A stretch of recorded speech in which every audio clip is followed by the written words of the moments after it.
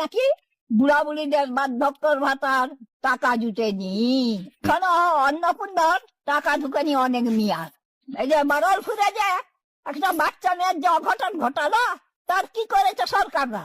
সরকার কি করছে বল দেখি? বিজেপি যে একটা মিথ্যেবাদীর দল সেটা আলাদা করে আপনাদের কারোর সামনে ব্যাখ্যা করতে সত্যি কোনো প্রয়োজন পড়ে না।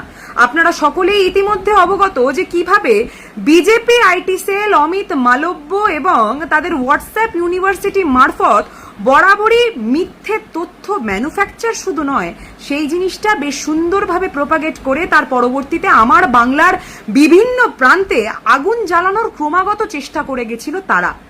এবং সেই সব তথ্য বিজেপির অফিসিয়াল পেজগুলো, তার পাশাপাশি বিজেপির বিভিন্ন নেতারা বরাবরই সার্কুলেট করে এসছে।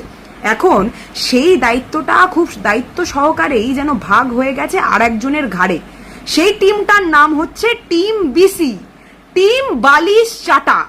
ইতিমধ্যেই মমতা বন্দ্যোপাধ্যায় আমাদের নেত্রীর একটা লাইভ মারফত উনি স্পষ্ট করেছিলেন যে উনি যেই বইগুলো লিখেছেন, যেটা রয়্যালটি উনি বরাবরই পেয়ে থেকেছেন, সেই রয়্যালটিটা কেন এখন আসছে না, এখন সেই জিনিসটা বন্ধ করে দেওয়া হয়েছে।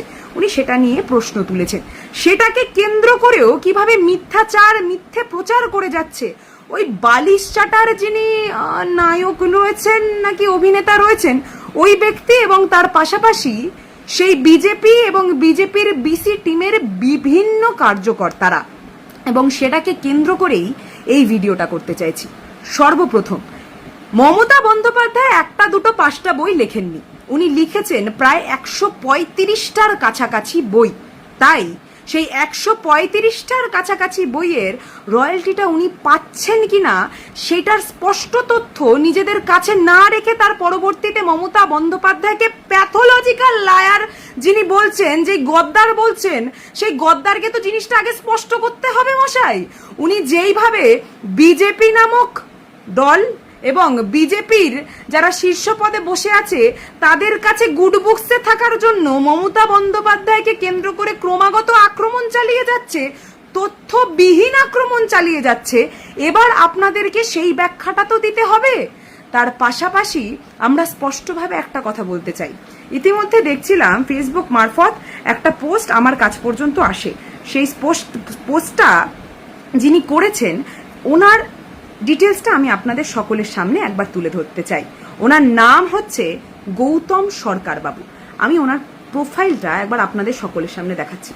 গৌতম সরকার বাবু ফেসবুকে একটা পোস্ট করেছেন, যেখানে উনি এই 135টা বই যেগুলো দিদিমণি লিখেছেন সেটাকে কেন্দ্র করে উনি এরকম একটা গ্রাফিক্স বানিয়ে উনি পোস্ট করে বলছেন যে বিভ্রান্ত করবেন না, মানুষকে বিভ্রান্ত করবেন না। সেটা নিচে মমতা বন্দ্যোপাধ্যায়ের ছবি লিখে তার পরবর্তীতে বিভ্রান্তমূলক মিথ্যে প্রচার করে যাচ্ছেন উনি এই এআই গ্রাফিক্সটা বানিয়ে, যেখানে উনি লিখেছেন যে দিদিমণি নাকি রয়্যালটি পান না, উনি কোনোদিন নাকি রয়্যালটি পাননি।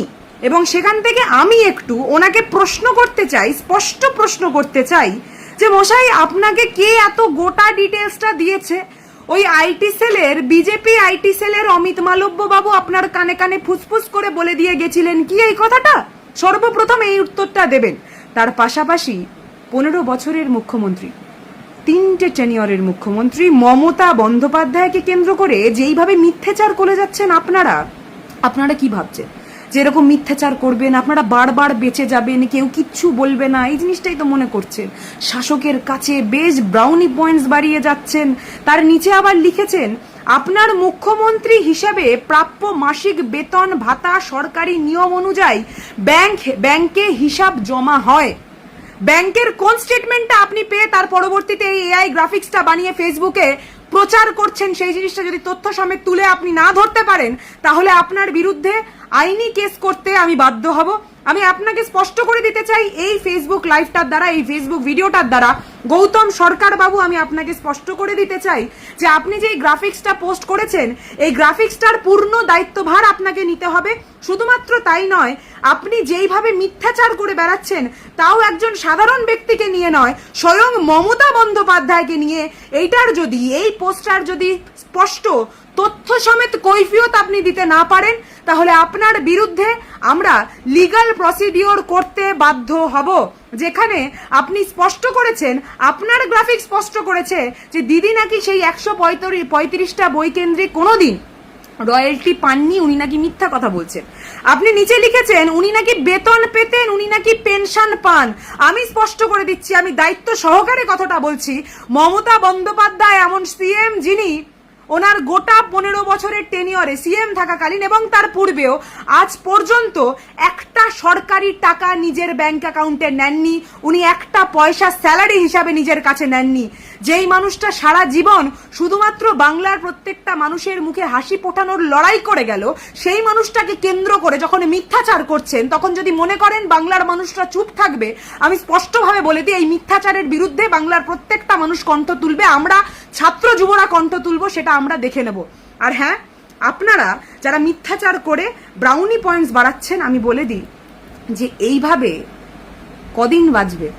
এইভাবে শাসকের কাছে পয়েন্ট বাড়িয়ে নিচ্ছেন, কিন্তু মানবিকতাকে যেইভাবে পায়ের তলায় দাবিয়ে দিচ্ছেন, মানবিকতাকে যেমন মৃত্যুর দিকে ঠেলে দিচ্ছেন, মানবিকতাহীন মানুষ কদিন বাঁচতে পারে বলুন তো?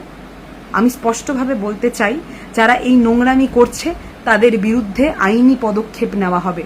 মমতা বন্দ্যোপাধ্যায় 1-2 বই লেখেননি, মমতা বন্দ্যোপাধ্যায় 135টা বই লিখেছেন। সেই 135টা বইয়ের রয়্যালটি দিয়ে কিন্তু তার পরিবারটা চলতো, তার যেইভাবে উনি যাতায়াত করবেন তার মূলত গোটা বিষয়টা চলতো। এবং আজকের দিনে দাঁড়িয়ে কেন উনি সেই রয়্যালটিটা পাবেন না, সেটা যখন উনি প্রশ্নটা তুলছেন, কাদের চাপে উনি পাচ্ছেন না, এই প্রশ্নটা শুধু মমতা বন্দ্যোপাধ্যায়ের নন, এই প্রশ্নটা আমাদের সকলের। ওনার প্রাপ্য টাকা কেন ওনার কাছ থেকে আটকে রাখা হবে? কেন সব দিক থেকে বাধা দিয়ে তার পরবর্তীতে শাসকের মূল চক্রান্ত, তৃণমূল কংগ্রেসকে শেষ করে দেওয়ার যেই মূল চক্রান্ত, সেইটার একটা হাত হিসাবে এই বিভিন্ন পাবলিশার্সরা কাজ করবে? এই প্রশ্নটা আমরা সকলে তুলব এবার। আর এই মিথ্যাচারের বিরুদ্ধে এই বিজেপি আইটি সেল, তাদের চেলাচামুন্ডা এবং বিজেপির টিম বিসি, যে নতুন টিমটা তারা বানিয়েছে, বালিশ চাটার টিম, তারা যেইভাবে মিথ্যাচার করছে, যারা যারা এই মিথ্যাচার করবে তাদের বিরুদ্ধে আইনি পদক্ষেপ নেওয়া হবে। এই নোংরা পোস্ট, এই মিথ্যাচারের পোস্ট যদি গৌতম বাবু আপনি উইথড্র না করেন, এবং আপনার মতো যারা যারা রয়েছে, যেই পোস্টগুলো এরকম আমাদের চোখের সামনে উঠে আসবে, সেটার বিরুদ্ধে কিন্তু আইনি কেস করা হবে। যা যা আইনি প্রসিডিওর সবটা নেওয়া হবে, রিপোর্ট হবে, ছাড় কিন্তু হবে না। আমরা পিছুপা হয়ে যাইনি, আমরা লড়াইয়ের ময়দানে আছি। আরে আপনি চেয়ারে বসেছেন, চেয়ারটাকে কিভাবে ধরে রাখবেন সেই চেষ্টাটা করেন। মানুষকে ভালোবাসতে শেখেন না, মানুষকে শুধু হিংসার চোখে দেখবেন না। কে কি ফেসবুকে রিল বানাচ্ছে, কে কি নিয়ে ভিডিও বানাচ্ছে, কে কি কন্টেন্ট তৈরি করছে, আপনি যদি ওগুলো নিয়েই সারাক্ষণ পড়ে থাকেন, তাহলে আপনি দেশের ভালোটা কখন ভাববেন? দেশের জন্যও তো চিন্তা করতে হবে। আপনি তো দেশের ভালোর জন্যই তো চেয়ারে বসেছেন। আর মানুষকে ভালো না বাসলে মানুষ আপনাকে ভালোবাসবে কি করে? তাই জনতাকে আগে ভালোবাসতে শিখুন। আর যারা ফেসবুকে ভিডিও বানাচ্ছে, তারা কন্টেন্ট ক্রিয়েটার, তারা কিন্তু মিউজিক ভিডিও দিলে ফেসবুক থেকে কপিরাইট দেয়, ইস্যু দেয়, সেই কারণে তারা মিউজিক ভিডিও বানাতে পারছে না। তাই যখন যেটা ট্রেন্ডিংয়ে চলে সেটা নিয়ে তারা এগিয়ে যায় ভিউ পাওয়ার জন্য, কিছু ইনকামের জন্য। আপনি যদি তাদের পেছনে পড়ে থাকেন যে ভুলভাল তথ্য ছড়াচ্ছে, তুমি আমাকে ভোট দাওনি, তোমাকে ভাতা দেবো কেন, তো আগের সরকার কিন্তু এই কথা কোনোদিনই তোলেনি যে তাকে ভোট দেয়নি বলে সে ভাতা পাবে না। তা আপনাকেই ভোট দিতে হবে। আর আপনাকে যারা ভালোবাসে তারা অবশ্যই ভোট দিয়েছে, আর যারা ভালো না বাসে তারাও কিন্তু ইচ্ছা না থাকলেও আপনাকে ভোটটা দিয়েছে, কারণ ওই ভাতার লোভে গিয়ে ভাতার লোভে আপনাকে ভোটটা দিয়েছে। আপনি বলেছিলেন 450 টাকায় গ্যাস দেবেন, 200 ইউনিট কারেন্ট ফ্রি দেবেন, তারপরে 3000 টাকা লক্ষ্মীর ভাণ্ডারের একটা অন্নপূর্ণা ভাণ্ডার করে দেবেন। সেই লোভেই কিন্তু সবাই ভোটটা দিয়েছে। এখন যদি আপনি গিয়ে জনে জনে বলেন আপনি আমাকে ভোট দিননি, আপনি ভাতা পাবেন না, এগুলো কি ঠিক নাকি? এগুলো কি একটা মন্ত্রী হওয়ার মতো কথা?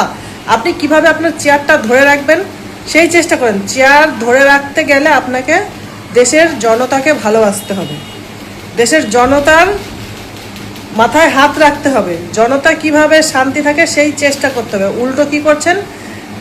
দেখে নেব, সবকটাকে দেখে নেব, সবকটাকে তুলে নেব, আদেও কিন্তু কিছুই বন্ধ হয়নি দেশে, না তোলাবাজি বন্ধ হয়েছে, না গুন্ডামি বন্ধ হয়েছে, না রেপিস্ট বন্ধ হয়েছে, কিছুই বন্ধ হয়নি।